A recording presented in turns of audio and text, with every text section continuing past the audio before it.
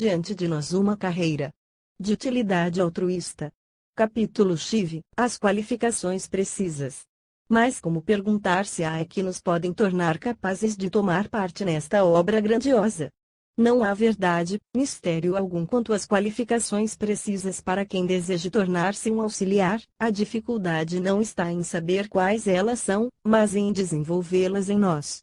Até certo ponto, já incidentalmente as temos descrito, mas não deixa de ser conveniente que plena e categoricamente as exponhamos. 1. Unidade de espírito. O primeiro requisito é que tenhamos reconhecido a grande obra que os mestres querem que façamos, e que ela seja para nós o único grande interesse das nossas vidas.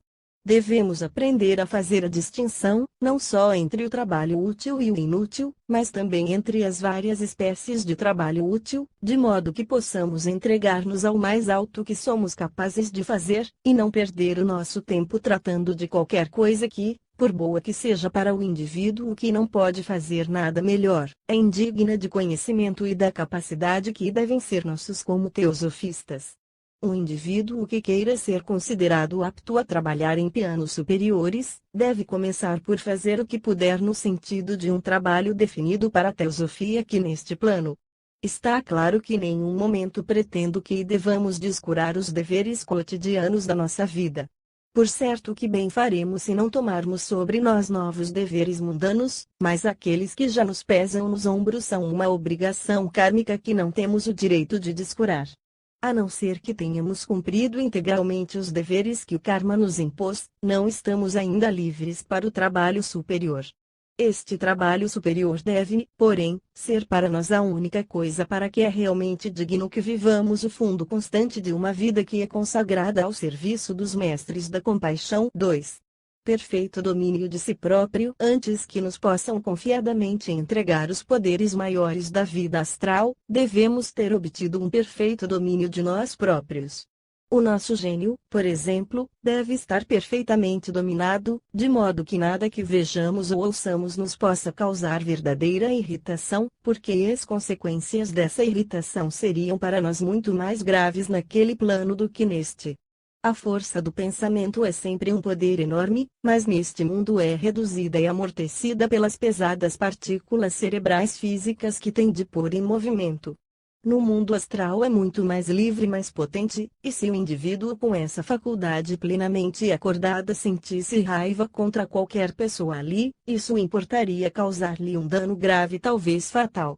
Não só precisamos dominar o nosso temperamento, mas também os nossos nervos, para que nenhum dos espetáculos fantásticos ou terríveis que encontramos possa abalar a nossa coragem invencível. Não devemos esquecer que o aluno que acorda o indivíduo no mundo astral, fica tendo certa responsabilidade pelos seus atos e a sua segurança, de modo que, a não ser que o seu neófito tenha força para se aguentar por si, todo o tempo do operador antigo se gastará em pairar constantemente em torno a ele para o proteger, o que seria manifestamente absurdo esperar que se fizesse.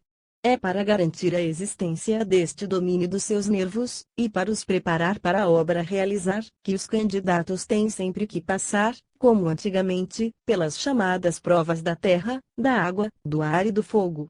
Em outras palavras, tem de saber com a certeza absoluta, que só a prática e não a teoria, pode dar, que aos seus corpos astrais nenhum desses elementos pode de modo algum causar dano, que nenhum deles pode opor obstáculo algum ao trabalho que tenham de fazer. Neste corpo físico estamos absolutamente convencidos de que o fogo nos queimará, que a água nos afogará, que a rocha sólida forma um obstáculo absoluto ao nosso avanço, que não podemos com segurança projetar-nos sem suporte pelo ar que nos cerca.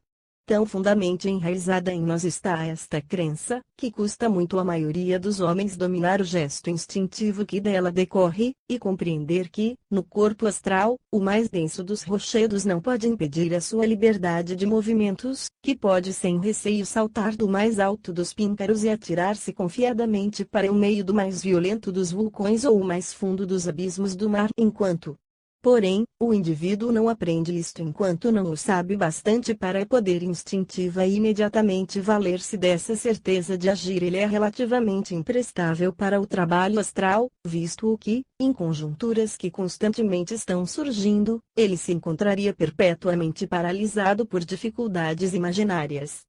Por isso tem que atravessar essas provas e várias outras experiências estranhas, encontrar frente a frente sem o menor receio as aparições mais terríficas nas circunstâncias mais repugnantes, mostrar, em suma, que na sua coragem se pode ter confiança em qualquer dos variadíssimos gêneros de circunstâncias em que, de um momento para outro, ele se possa encontrar.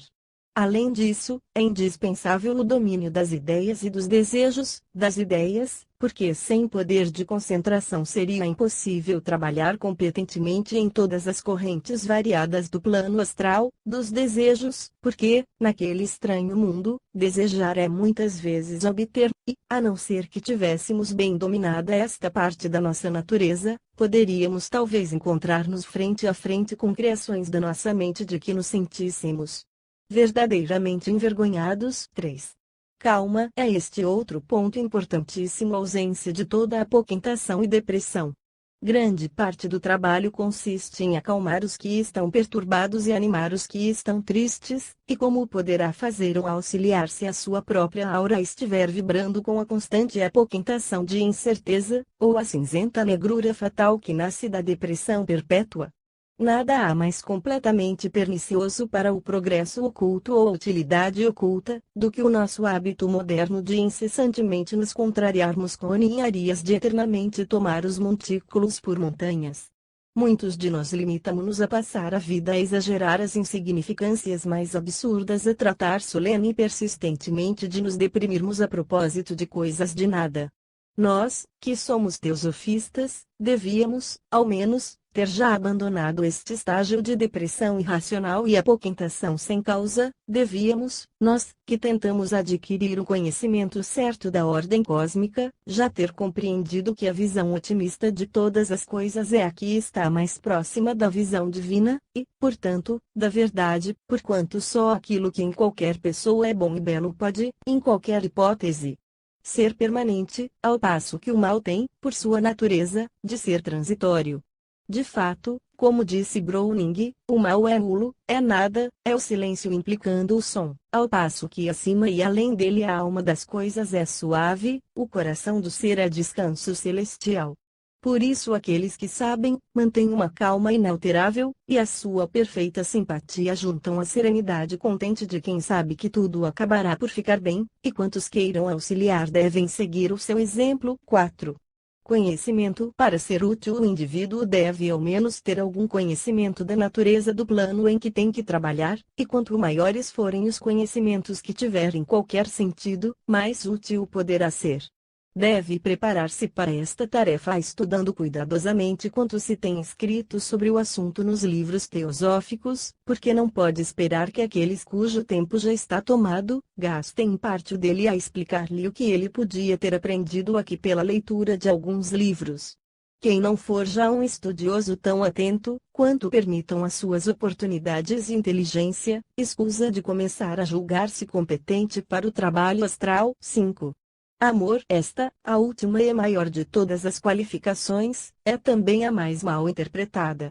Por certo que não se trata do sentimentalismo reles e vulgar, sem espinha dorsal, que está sempre manifestando-se através de vagas banalidades e generalidades difusas, mas que teme manter-se firme pelo que é justo com o receio de que o alcunhem de pouco fraternal.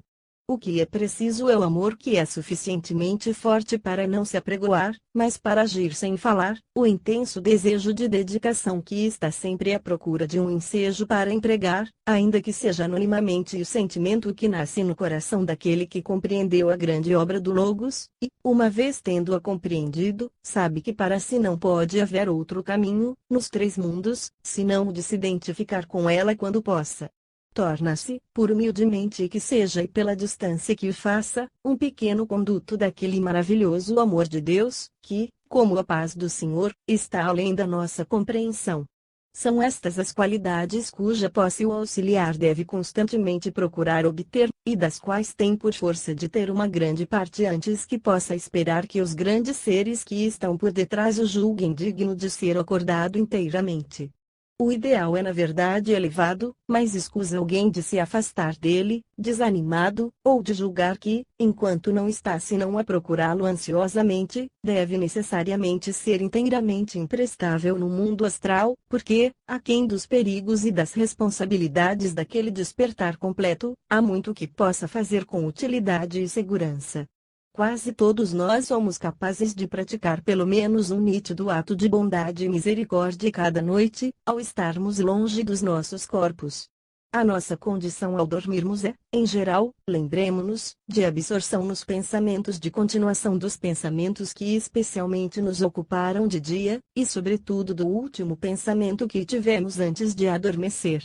Ora, se fizermos esse último pensamento uma forte intenção de ir auxiliar alguém que sabemos que precisará de auxílio, a alma, quando liberta do corpo, sem dúvida realizará essa intenção, e o auxílio será dado. Há vários casos conhecidos em que, quando esta tentativa se fez, a pessoa em quem se pensou teve plena consciência do esforço de quem a desejava auxiliar, tendo mesmo, às vezes, visto o seu corpo astral a realizar as instruções que lhe foram dadas. De resto, escusa qualquer pessoa de se entristecer com o pensamento de que não pode ter parte ou papel neste trabalho glorioso. Esse sentimento seria inteiramente falso, porque quem pode pensar, pode ajudar. E essa ação auxiliadora escusa de ser limitada às horas de sono. Se souberdes, e quem não sabe, de alguém que esteja sofrendo ou triste, ainda que não possais transportar-vos astralmente até a sua cabeceira, podeis sempre mandar-lhe pensamentos dedicados e bons desejos, e podeis convencer-vos de que esses pensamentos e desejos são reais, vivos e fortes que, quando efetivamente os mandais, eles vão realmente executar o vosso mandato na razão da força com que os animastes. Os pensamentos são coisas intensamente reais, absolutamente visíveis àqueles cujos olhos foram abertos ao ponto de os poderem ver, e por meio deles o mais pobre dos homens pode ter a sua parte nas boas obras do mundo, tão seguramente como o mais rico. Deste modo, pelo menos, quer possamos funcionar conscientemente no plano astral, quer não, podemos todos fazer parte, e devemos todos fazer parte, do exército dos auxiliares invisíveis. Mas o aspirante, que realmente deseje formar parte do grupo de auxiliares astrais que trabalham sob a direção dos grandes mestres da sabedoria, fará sua preparação parte de um esquema de desenvolvimento muito mais largo. Em lugar de tentar apenas tornar-se apto para este ramo especial do seu serviço, determinará, com uma resolução elevada, preparar-se para seguir os seus passos, concentrar todas as energias da sua alma para obter o que eles obtiveram, de sorte que o seu poder de auxiliar o mundo se não limite ao plano astral, mas se estenda até aqueles níveis superiores que são o domicílio da personalidade divina do homem. Para ele o caminho foi talhado há muito tempo pela sabedoria daqueles que antigamente o trilharam um caminho de desenvolvimento próprio, que, mais tarde ou mais cedo, todos têm de seguir, quer queiram agora adotá-lo por sua livre vontade, quer esperem até que, após muitas vidas e uma infinidade de sofrimentos, a força lenta e irresistível da evolução os arraste por ele afora, entre os preguiçosos da família humana. Mas sábio é aquele que ardentemente, e logo, entra para esse caminho, voltando-se resolutamente em direção à meta do adepto para que, uma vez livre para sempre de toda a dúvida, de todo o receio e de toda a tristeza, possa auxiliar os outros a obter também a segurança e a felicidade. Quais são os degraus deste caminho da santidade, como lhe chamam os budistas, em que ordem estão dispostos? Eis o que veremos no capítulo seguinte. Capítulo XV, o caminho da provação. Os livros orientais ensinam-nos que há 4 meios pelos quais um indivíduo pode ser levado à entrada do caminho do progresso espiritual. 1. Pela companhia daqueles que já para ele entraram. 2. Escutando ou lendo nítidos ensinamentos sobre a filosofia oculta. 3. Pela reflexão esclarecida, isto é, pela própria força de pensamento constante e raciocínio cerrado pode chegar à verdade. ou a parte dela, por si próprio. 4. Pela prática da virtude, o que quer dizer que uma longa série de vidas virtuosas, ainda que não implique necessariamente um aumento de intelectualidade, acaba por desenvolver no indivíduo a intuição suficiente para que ele compreenda a necessidade de entrar para o caminho, e para que ele veja em que direção esse caminho está. Quando, por um ou outro destes meios, ele chegou a este ponto, o caminho para o mais alto grau de adepto está diante dele, se ele o quiser seguir. Ao escrever para estudiosos do ocultismo, é quase desnecessário dizer que no nosso atual estágio evolutivo não podemos esperar aprender tudo, ou quase tudo, a respeito do que não seja os ínfimos degraus desta senda, ao passo que dos superiores pouco sabemos além dos nomes, ainda que por vezes possamos obter vislumbres ocasionais da glória indescritível que o cerca. Segundo os ensinamentos esotéricos, esses graus agrupam-se em 3 grandes divisões. 1. O período de provação, antes que quaisquer compromissos se tomem ou quaisquer iniciações, no pleno sentido da palavra, sejam dadas. Este leva o indivíduo até um nível preciso para passar com êxito através daquilo a que em obras teosóficas se chama o período crítico da quinta volta. 2. O período disciplinar, com compromissos, ou seja, o caminho propriamente dito, a cujos 4 estágios os livros orientais muitas vezes chamam as 4 sendas da santidade. Ao fim deste período o aluno obtém o grau de adepto nível a que a humanidade deve chegar no fim da 7ª ronda. 3. Aquele a que ousaremos talvez chamar o período oficial, em que o adepto toma uma parte nítida sob a grande lei cósmica no governo do mundo, e tem um mister especial relacionado com esse governo.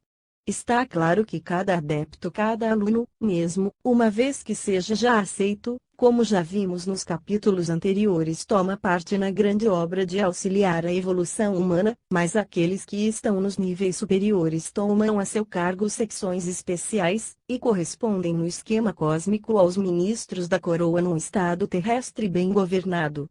Não nos propomos neste volume tentar sequer tratar deste período oficial, nenhuma informação a seu respeito veio alguma vez a público e todo o assunto está demasiadamente além da nossa compreensão para que o possamos utilmente tratar no livro. Limitar-nos-emos, portanto, às 2 primeiras divisões. Antes que entremos em detalhes a respeito do período de provação, é bom referir que na maioria dos livros santos do Oriente este estágio é tido por meramente preliminar, e quase nem sendo parte do caminho, pois eles acham que só para este se entra quando se tomam compromissos nítidos. Bastante confusão tem sido causada pelo fato de que a enumeração dos estágios começa por vezes nesta altura, porém mais frequentemente, no princípio da 2ª grande divisão, às vezes são contados os próprios estágios, outras vezes as iniciações dando entrada para eles ou saída deles, de sorte que, ao estudar esses livros, temos de estar constantemente a prevenir-nos contra um mal-entendido. Este período de provação, porém, difere bastante, nas suas circunstâncias, dos outros 2, as linhas divisórias entre os seus estágios são menos claramente acusadas do que nos dos grupos superiores, e as qualificações não são nem tão definidas, nem tão exigentes. Mas será mais fácil explicar este último ponto depois de dar uma lista dos 5 estágios deste período, com as suas respectivas qualificações. Os 4 primeiros foram habilmente descritos pelo Sr. Moenimo Chatterjee na primeira ata da Loja de Londres, e essa publicação deve ser consultada pelos leitores que quiserem definições mais detalhadas do que as que se seguem. Também se podem colher muitas e valiosas informações a este respeito nos 2 livros de M.R.S. Besant, O Caminho do Discipulado e no Recinto Externo. Os nomes dados aos estágios divergiram um pouco, porque naqueles livros se empregou a terminologia sânscrita hindu, ao passo que a nomenclatura pali aqui empregada é a do sistema budista, mas, ainda que o assunto seja, por assim dizer, olhado de outra face, as qualificações exigidas retundarão nas mesmas quanto ao efeito, mesmo quando a forma exterior for diferente. No caso de cada palavra, o simples sentido que ela tem no dicionário será primeiro dado entre parênteses, a sua explicação, que em geral é dada pelo professor, seguir-se-á. O primeiro estágio, pois, chama-se entre os budistas 1. Manodvaravajana, o abrir das portas da mente, ou, talvez, o escapar pela porta da mente, e nela o candidato adquire uma firme convicção intelectual da insubsistência e do nulo valor dos fins meramente materiais. Muitas vezes se chama isto aprender a diferença entre o real e o irreal, e aprendê-la exige por vezes muito tempo e muitas e difíceis lições. Mas é verdade que este deve ser o primeiro passo para qualquer coisa que signifique um progresso real, pois que nenhum homem poderá entrar deveras para o caminho enquanto não tiver nitidamente decidido dar a sua afeição às coisas de cima e não às coisas da terra, e tal decisão nasce da certeza de que nada na terra tem valor, comparado à vida superior. A este passo chamam os hindus aquisição de viveka ou discernimento, e o Sr. Sinnett refere-se a ele como sendo prestar vassalagem à personalidade superior. 2. Parikama, preparação para a ação, o estágio em que o candidato aprende a praticar o bem simplesmente por amor do bem, sem atender ao seu ganho ou perda, quer aqui quer no futuro, e adquire, como dizem os livros orientais, a perfeita indiferença para com o gozo do fruto das suas ações. Esta indiferença é o resultado natural do passo anterior, porque o neófito, uma vez que compreendeu o caráter irreal e impermanente de todas as recompensas terrestres, deixa de desejá-las. Quando o fulgor do real atingiu a alma, nada que seja aqui de baixo pode continuar a ser objeto de desejo. A esta indiferença superior chamam os hindus Vairagya. 3. O Pacharo, atenção ou conduta, o estágio em que devem ser adquiridas as chamadas 6 qualificações, Sati Sampati dos hindus. Chamam-se elas em Pali Samo, quietude, aquela pureza e calma do pensamento que provém de um perfeito domínio sobre a mente, qualificação extremamente difícil de conseguir, e contudo absolutamente necessária, porque a não ser que a mente trabalhe só em obediência à vontade, não pode ser um instrumento perfeito para o trabalho do mestre no futuro. Esta qualificação abrange muito, e inclui em si a calma e o domínio de si próprio, que no Capitão Shiv se disse serem indispensáveis para o trabalho astral. B. Damo, subjugação, um igual domínio e portanto pureza das nossas ações e palavras, qualidade essa que decorre naturalmente da que a antecede. C. O Parati, cessação, que se explica como sendo a cessação do fanatismo ou crença na necessidade de qualquer ato ou cerimônia prescrita por qualquer religião, levando, assim, o aspirante à independência do pensamento e a uma tolerância larga e generosa. D. Titika, paciência ou capacidade sofredora, pelo que significa a prontidão de arcar calmamente com tudo, quanto o nosso karma nos imponha, e de nos separarmos de qualquer coisa que seja deste mundo sempre que seja necessário fazê-lo. Também envolve a ideia da absoluta ausência de rancor pelo mal que nos façam, visto que o indivíduo sabe que aqueles que lhe fazem mal não passam de instrumentos do seu próprio karma, e samadama, concentração, inteireza e concentração da mente, implicando a incapacidade de ser desviado do seu caminho por qualquer tentação. Isto corresponde muito de perto à unidade de espírito, de que se falou no capítulo anterior. F. Sada, fé, a confiança no nosso mestre em nós próprios, isto é, a confiança em que o mestre é um instrutor competente, e que, por pouca que seja a confiança natural do aluno nas suas próprias forças, tem contudo em si aquela centelha divina que, quando estimulada até se tornar chama, um dia o tornará apto a realizar o que o seu mestre realizou. 4. Anuloma, ordem direta ou sucessão, significando que a sua pessoa segue, como consequência natural das outras 3, o estágio em que se adquire aquele intenso desejo de libertação da vida terrestre, de união ao Altíssimo, a que os hindus chamam Mumukshutva. 5. Gotrabu, a condição de estar apto para ser iniciado. Neste estágio o candidato enfeixa, por assim dizer, as suas aquisições anteriores, e fortalece-as até o grau necessário para o grande passo que se segue, que porá os seus pés sobre o caminho propriamente dito como discípulo aceito. A chegada a este nível é seguida de muito perto pela iniciação no grau seguinte. Em resposta à pergunta, quem é o Gotrabu, o Buda diz, o homem que está de posse daquelas condições, às quais imediatamente se segue o princípio da santificação, eis o Gotrabu. A sabedoria necessária para que se receba o caminho da santidade chama-se Gotrabu Gnana. Agora que rapidamente examinamos os estágios do período de provação, devemos acentuar a circunstância que nos referimos no princípio de que o perfeito conseguimento destas qualidades e qualificações não se pode esperar no nosso atrasado estágio atual. Diz o Sr. Moini, se todas elas são igualmente fortes, o grau de adepto obtém-se já nesta encarnação. Mas está claro que um resultado destes é extremamente raro. É em direção a estas aquisições que o candidato deve dirigir todos os seus esforços, mas seria errôneo supor que ninguém tem sido admitido ao grau seguinte sem possuir todas elas plenamente.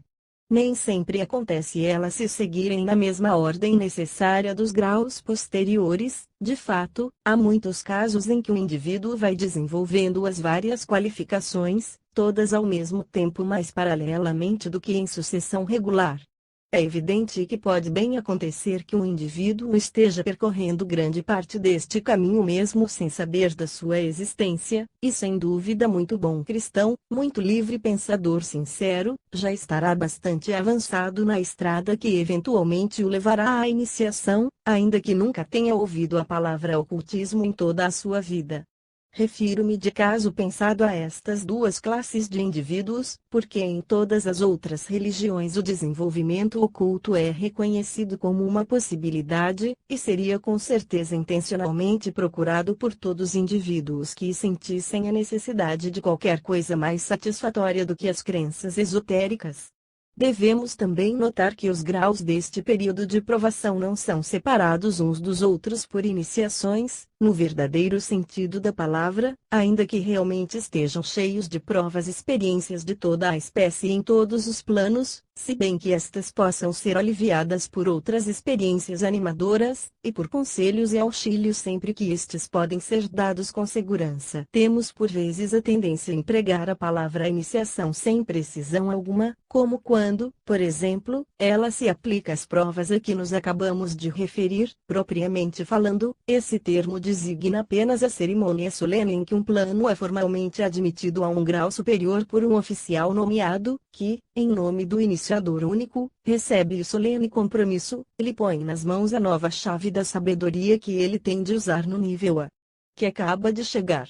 Essa iniciação dá-se à entrada a que nos vamos agora referir, e também a passagem de cada um dos seus graus para outro. Capítulos V. O caminho propriamente dito.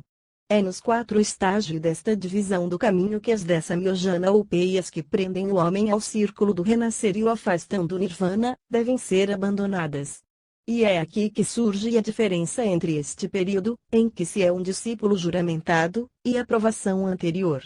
Já não basta um êxito parcial na ruptura destas peias, antes que um candidato possa passar de um destes graus para outro, deve ficar inteiramente livre de determinadas destas peias, e, quando se vir quais elas são, reparar-se-á como esta exigência é grande, e não causará pasmo a declaração, feita nos livros sagrados, de que são às vezes precisas 7 encarnações para atravessar esta parte do caminho. Cada um destes passos ou estágios é, por sua vez, subdividido em 4, porque cada um tem, 1, o seu mago, ou estrada, durante a qual o estudante está tentando desfazer-se das peias, 2, o seu fala, resultado ou fruto, quando vê os resultados da sua ação ao fazê-los revelarem-se mais a mais, 3. O seu bhavaga ou consumação, o período quando, o resultado uma vez inteiramente obtido, ele pode já cumprir satisfatoriamente o trabalho que pertence ao ponto onde agora se encontra, e 4. O seu gotrabu, significando como dantes, a ocasião em que chega a um estado de adepto a receber a iniciação seguinte. O primeiro estágio é 1. Sotapati ou Soan. O aluno que chegou a este nível chama-se o Soani ou Sotapupana, aquele que entrou para o rio porque, deste período em diante, ainda que possa demorar-se, ainda que possa sucumbir a tentações mais sutis e afastar-se um tempo do seu caminho, já não pode inteiramente abandonar a espiritualidade e tornar-se uma criatura deste mundo. Entrou para a corrente da evolução humana decisivamente superior, a que toda a humanidade deve chegar pela altura do meio da ronda seguinte, a não ser que tenham de ser abandonados alguns como falidos temporários pela grande onda vital, para ficar à espera de prosseguir na outra cadeia de mundos. O aluno que pode receber esta iniciação já avançou, portanto, para além da maioria da humanidade, toda a extensão de uma ronda inteira dos nossos 7 planetas, e, ao fazê-lo, escapou, de uma vez para sempre, a possibilidade de sair da corrente na 5ª ronda. Por isso às vezes se lhe chama o salvo ou o seguro. É da má compreensão desta ideia que nasce a curiosa teoria da salvação promulgada por certa secção da comunidade cristã. A salvação eônica, de que falam alguns dos seus documentos, não é, como blasfemamente o supuseram os ignorantes, uma salvação da tortura eterna, mas simplesmente de perder o resto desse ion ou concessão desviando-se da sua linha do progresso. É este, também, o verdadeiro sentido da célebre cláusula do credo Atanásio. A quem queira ser salvo, é necessário, antes de tudo, que tenha fé católica. V. O Credo Cristão, página 91. As peias que têm de ser abandonadas antes que ela possa entrar para o estágio seguinte são: 1. Sacaia de ti a ilusão da personalidade. 2. Vishikishta, dúvida ou incerteza. 3. Silabata paramasa, superstição. A primeira destas é a consciência de que eu sou eu, a qual, em relação à personalidade, não passa de uma ilusão, de que o aluno tem de se desfazer logo ao primeiro passo no caminho ascensional. Mas quebrar este laço completamente envolve muito mais do que isto, porque implica a compreensão do fato de que a individualidade é, na verdade, una com o todo, que não pode portanto ter interesses que sejam opostos aos interesses dos seus semelhantes, e que só está na verdade progredindo quando auxilia o progresso alheio. Porque o ver o sinal e selo da obtenção do nível de Sotapati é a primeira entrada do aluno para o plano logo acima do mental, aquele a que em geral chamamos búdico. Pode ser que seja em verdade, será apenas um leve contato com o ínfimo subplano daquela condição estupendamente exaltada ao que o aluno por enquanto pode sentir, mesmo com o auxílio do seu mestre, mas mesmo esse contato é coisa que nunca poderá esquecer, é coisa que abre ante ele um novo mundo e totalmente revoluciona os seus sentimentos e ideias. Então, pela primeira vez, por meio da consciência exaltada daquele plano, ele compreende verdadeiramente a profunda unidade de tudo, não apenas como conceito intelectual, mas como fato nítido, patente aos seus olhos desvendados. Então, pela primeira vez, ele sabe qualquer coisa do mundo em que vive. Então, pela primeira vez, obtém um vislumbre do que devem ser o amor e a compaixão dos grandes mestres. Quanto à segunda peia, é preciso uma palavra de advertência. Nós, educados nos hábitos europeus de pensamento, estamos, infelizmente, tão familiarizados com a ideia de que uma adesão irracional e cega a certos dogmas deve ser exigida a um discípulo, que ao lermos que o ocultismo considera a dúvida como um obstáculo ao progresso, iremos naturalmente supor que ele exige dos seus crentes a mesma cega fé que as modernas superstições exigem. Esta ideia não poderia ser mais errônea. É certo que a dúvida, ou antes a incerteza, em certos assuntos é um obstáculo ao progresso espiritual, mas o antídoto para essa dúvida não é uma fé cega, que, como adiante se verá, é, por sinal, considerada também um dos obstáculos, mas a certeza da convicção baseada sobre uma experiência individual ou um raciocínio matemático. Enquanto uma criança duvidasse da certeza da tabuada, mal poderia tornar-se proficiente nas matemáticas superiores, mas as suas dúvidas só podem ser desvanecidas adquirindo ela a compreensão, baseada no raciocínio ou na experiência, de que o que a tabuada diz é verdade. Ela acredita que 2 vezes 2 são 4, não simplesmente porque lhe o disseram, mas porque isso é para ela um fato evidente. Ora, este é o método, e o único método, de desvanecer a dúvida que o ocultismo conhece. Vishikisha tem sido definido como sendo a dúvida a respeito das doutrinas do karma e da reencarnação, e da eficácia do método de obter o máximo de bem por este caminho de santidade, e a rejeição deste samyojana é a obtenção da certeza absoluta, baseada quer sobre o conhecimento direto e individual, quer sobre a razão, de que os ensinamentos ocultos relativos a estes assuntos são verdadeiros. A terceira peia abandonar abrange todas as espécies de crença irracional ou errônea, toda a dependência sobre a eficácia de ritos externos e de cerimônias para purificar o coração. Aquele que a queira abandonar deve aprender a depender de si próprio e não das formas externas de qualquer religião. As primeiras três P's estão em uma série coerente. A diferença entre a individualidade e a personalidade, uma vez inteiramente compreendida, é então possível, até certo ponto, apreciar o curso real da reencarnação, e, assim, desfazer todas as dúvidas a esse respeito. Uma vez feito isto, o conhecimento da permanência espiritual do verdadeiro dá a confiança na força espiritual própria, e, assim, desfaz a superstição. E Sakadagami. Do aluno que entrou para este segundo estágio se diz que é um Sakadagami, o homem que só volta uma vez, e significa que um indivíduo que chegou a este nível não deve precisar senão de mais uma encarnação para atingir o grau de Arhati. Neste estágio não se quebram mais peias, mas o aluno ocupa-se em reduzir a um mínimo aquelas que ainda o prendem. É, porém, em geral, um período de considerável avanço intelectual e psíquico. Se aquelas faculdades a que vulgarmente se chamam psíquicas se não adquiriram ainda, é nesta altura que têm de ser desenvolvidas, visto que sem elas seria impossível assimilar os conhecimentos que vão agora ser dados, ou executar o trabalho superior, em favor da humanidade, em que o aluno tem agora o privilégio de tomar parte.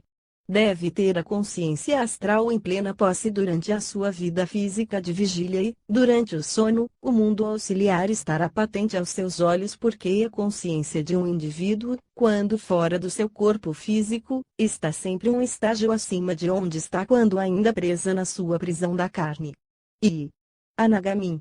O Anagami, aquele que não regressa, tem este nome porque, tendo chegado a este estágio, deve poder atingir o estágio seguinte na vida que está então vivendo.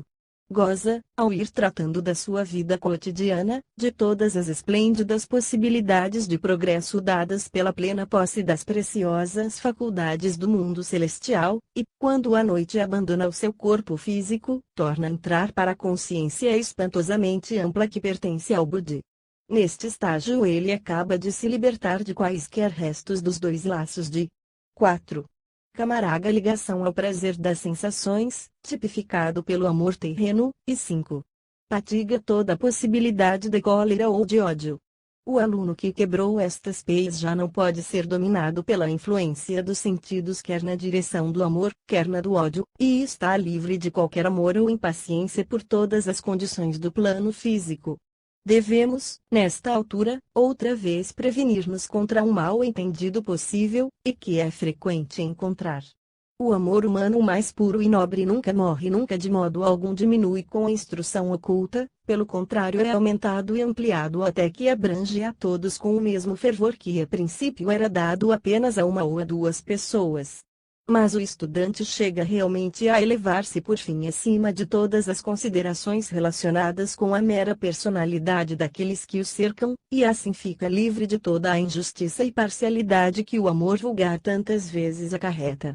Não se deve, nem por um momento, supor que, ao adquirir esta afeição por todos, ele perde o seu amor especial pelos seus íntimos amigos. O laço desusadamente perfeito entre Ananda e o Buda, como entre S. João e Jesus, serve para provar que, ao contrário, ele se intensifica extraordinariamente, e o laço que liga o mestre aos seus discípulos é mais forte do que qualquer ligação terrena, porque a afeição que medra no caminho da santidade é uma afeição entre egos, e não apenas entre personalidades, por isso é forte e permanente, sem risco de que diminua ou flutue.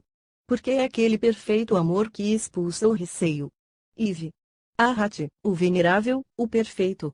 Ao chegar a este nível, o aspirante goza constantemente da consciência do plano búdico, e pode empregar os seus poderes e faculdades sem sair do corpo físico, e quando abandona esse corpo, em sono ou transe, passa imediatamente para a glória inexprimível do plano nirvânico.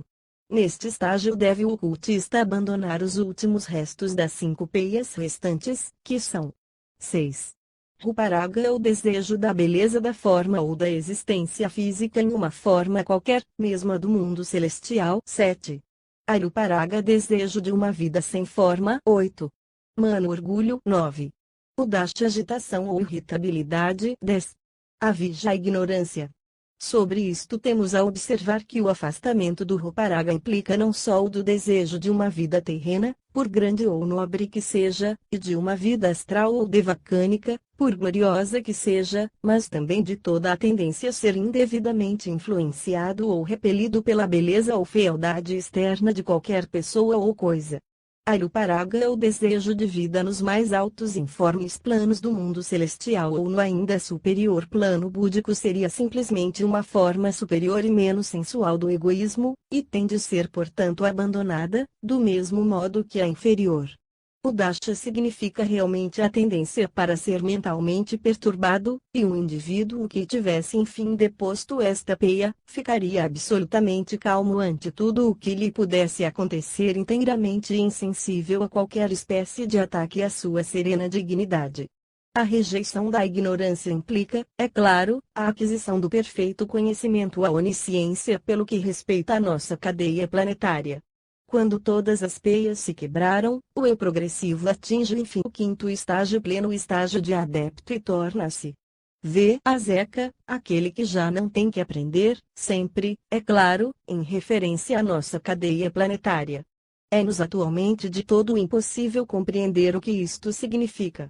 Todo o esplendor do plano nirvânico está aberto aos olhos de vigília do adepto, e sempre que queira sair do seu corpo, tem o poder de entrar para qualquer coisa ainda mais alta, um plano que para nós não passa de um mero nome. Como explica o professor Rhys Davids, ele está agora liberto de todo o pecado, vê e avalia todas as coisas desta vida no seu verdadeiro valor, todo o mal estando já extirpado da sua mente, só sente desejos puros para si próprio, compaixão terna, consideração e alto-amor pelos outros. Para mostrar quão pouco ele perdeu o sentimento do amor, lemos no Metta Sutta a respeito do estado de espírito de quem está neste nível, como a mãe que ama, mesmo com o risco de sua vida protege o filho único, assim sente ele amor para com todas as coisas. Que o amor e a bondade prevaleçam em todo o mundo, em cima, embaixo, em torno, sem mistura nem medida, sem que se lhe ligue qualquer sentimento de interesses que se entrechocam ou divergem. Quando um homem permanece sempre firmemente neste estado de espírito, quer ele esteja de pé ou sentado, passeando ou deitado, então se realizam aquelas palavras que estão escritas: mesmo nesta vida se encontrou a santidade. Capítulos V. O que está para além? Para além deste estágio é evidente que nada podemos saber das novas qualificações exigidas para os níveis ainda superiores que ainda estão adiante do homem perfeito. É bastante claro, porém, que, quando um indivíduo se torna Zeca, esgotou todas as possibilidades de desenvolvimento moral, de modo que um progresso ulterior só pode significar para ele a aquisição de conhecimentos ainda mais vastos e de poderes espirituais ainda mais extraordinários. Dizem-nos que, quando o homem assim atingiu a sua maioridade espiritual, quer no lento decurso da evolução, quer pelo caminho mais curto do desenvolvimento de si próprio, ele toma o mais pleno domínio dos seus próprios destinos, escolhendo a linha da sua futura evolução dentre 7 possíveis caminhos que ele vê abrirem-se diante de si.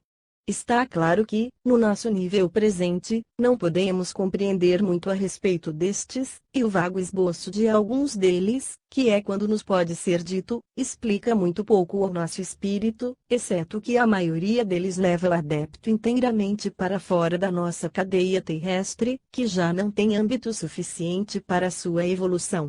Um caminho é aquele dos que, como diz a frase técnica, aceitam o Nirvana. Durante quantos incalculáveis milênios eles permanecem nessa sublime condição, para que trabalho se estão preparando, qual será a sua futura linha evolutiva, são questões sobre as quais nada sabemos, e, na verdade, se alguma informação nesse sentido nos pudesse ser dada, o mais certo é que resultaria de todo incompreensível para nós no nosso estágio atual. Mas podemos compreender ao menos isto, que o sublime estado do Nirvana não é, como alguns ignorantemente supõem, uma condição de absoluto nada, mas ao contrário, um estado de atividade imensamente mais intensa e benéfica, e que, à medida que o homem vai subindo na escala da natureza, maiores vão sendo as suas possibilidades, cada vez mais vasto e grandioso seu trabalho em favor dos outros, e que a sabedoria infinita e o infinito poder significam para ele apenas infinita capacidade para se dedicar, porque são dirigidos pelo amor infinito.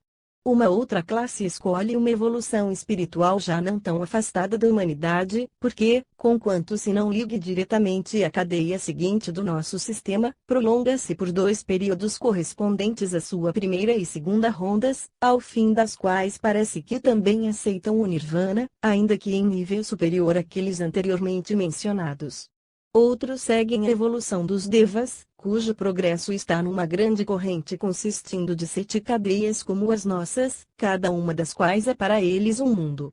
Desta linha evolutiva diz-se que é a mais graduada, e por isso a menos difícil das 7, mas conquanto às vezes os livros lhe chamem o sucumbir à tentação de se tornar um deus, é apenas em comparação com a sublime altura da renúncia do Nirmanakaya que aquela se pode descrever desta maneira quase depreciadora, porque o adepto, que escolhe este caminho, tem deveras diante de si uma carreira gloriosa, e, ainda que a senda que escolhe não seja das mais curtas, é porém das mais nobres. Um outro grupo é formado pelos Nirmanakayas, aqueles que, pondo de parte todos estes métodos mais fáceis, escolhem o caminho mais breve, porém mais íngreme, para as alturas que ainda ante eles se erguem. Eles formam aquilo que poeticamente se chama o muro da guarda, e, como nos informa a voz do silêncio, protegem o mundo de mais e maior tristeza e sofrimento, não, na verdade, guardando de mais influências externas, mas dedicando toda a sua vontade ao trabalho de sobre ele derramar uma torrente de força e de auxílios espirituais, sem os quais ele por certo estaria em muito piores circunstâncias do que hoje está. Há aqueles que ficam ainda mais diretamente em relação com a humanidade, e continuam entre ela encarnar, escolhendo o caminho que conduz através dos 4 estágios daquilo a que acima chamamos o período oficial. Entre estes estão os mestres da sabedoria, aqueles de quem nós que estudamos a teosofia aprendemos os fragmentos que sabemos da estupenda harmonia da natureza em evolução. Mas parece que apenas um número relativamente pequeno adota esta linha, provavelmente apenas tantos quantos são precisos para realizar e continuar esta parte física da obra.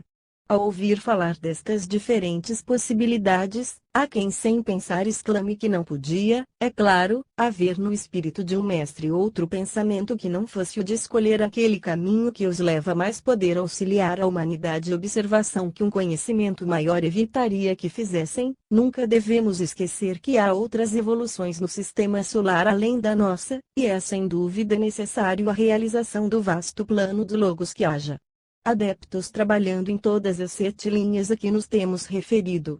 Seguramente que a escolha do mestre será para onde o seu trabalho seja mais preciso para colocar os seus serviços, com absoluto altruísmo, à disposição dos poderes encarregados desta parte do grande esquema evolutivo.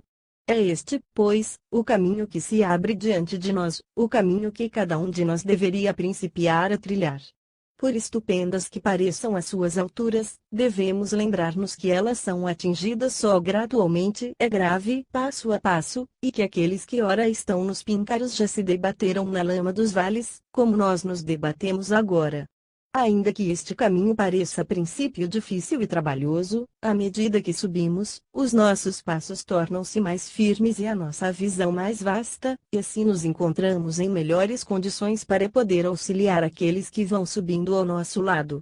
Porque é assim árduo e trabalhoso para a personalidade inferior, deu-se às vezes a este caminho nome, aliás muito impróprio, de a senda da amargura, mas, como muito bem disse a doutora Besant, através de todo esse sofrimento há uma alegria íntima e permanente, porque o sofrimento é da natureza inferior, e a alegria da superior. Quando o último vestígio da personalidade desapareceu, desapareceu tudo, quanto em nós pode assim sofrer, e no adepto aperfeiçoado há uma paz ininterrupta e uma alegria perpétua. Ele viu o fim para que tudo tende, e congratula-se com esse fim, sabendo que a tristeza da terra não é senão uma fase passageira da evolução humana.